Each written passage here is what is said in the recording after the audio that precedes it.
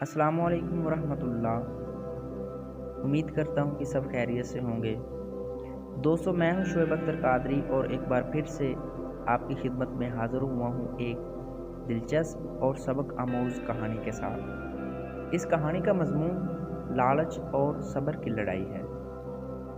ایک دن افلاطون اپنے شاگردوں کو دورے پر لے گیا۔ وہ سبز رنگ کے پہاڑوں میں اور میدانی علاقوں میں گھومے اور انہوں نے افلاطون سے فلسفہ سیکھا۔ وہ آرام کرنے کے لیے اور کھانا کھانے کے لیے ایک جگہ پر بیٹھ گئے۔ ایک مچھر افلاطون کو کھانا کھاتے ہوئے تکلیف دے رہا تھا۔ وہ مسلسل کھانے پر بیٹھ جاتا۔ افلاطون نے اپنا کچھ کھانا مچھر کے سامنے رکھ دیا۔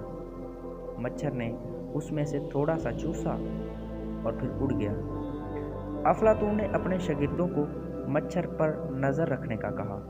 افلاطون کے کہنے پر ایک شاگرد جس کے ہاتھ پر تھوڑا سا زخم تھا، اس نے اپنی ہتھیلی مچھر کے قریب کر دی۔ مچھر وہاں سے اٹھ کر اس کے زخم پر آ بیٹھا اور اس کا خون چوسنے لگا۔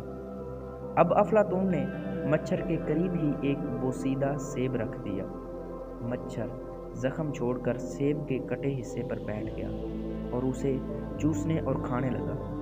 اسی جگہ ایک درخت کے تنے میں ایک مکڑی نے جال باندھا ہوا تھا۔ مچھر سیب سے اٹھا اور اڑتے ہوئے جا رہا تھا اور مکڑی کے جال میں پھنس گیا۔ جالا ہلنے پر مکڑی آئی اور اپنے شکار یعنی مچھر پر جال کو مضبوط کر دیا۔ افلاطون نے اپنے شاگردوں سے کہا، دیکھو، مکڑی سب سے زیادہ کمزور اور صبر کرنے والا کیڑا ہے۔ وہ اپنے شکار کے لیے جال بچھا کر پورا دن انتظار کرتا ہے اور کبھی کبھی تو کئی دن انتظار کرتا ہے، اور جب وہ شکار کرتا ہے تو اسے کئی دنوں تک آہستہ سے استعمال کرتا ہے۔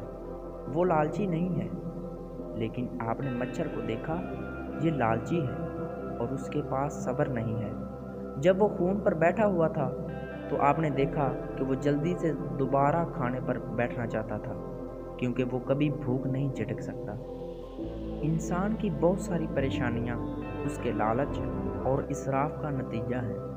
وہ لوگ جو برائی کی عادت میں مشغول ہوتے ہیں، برائیوں پر جاتے ہیں، مگر اچانک موت کا جال انہیں پکڑ لیتا ہے۔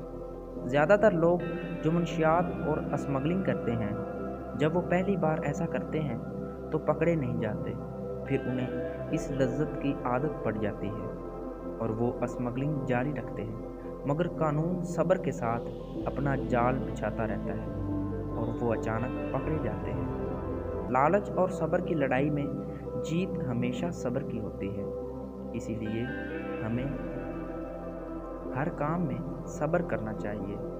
جلد بازی ہمیشہ نقصان کا ہی باعث بنتی ہے۔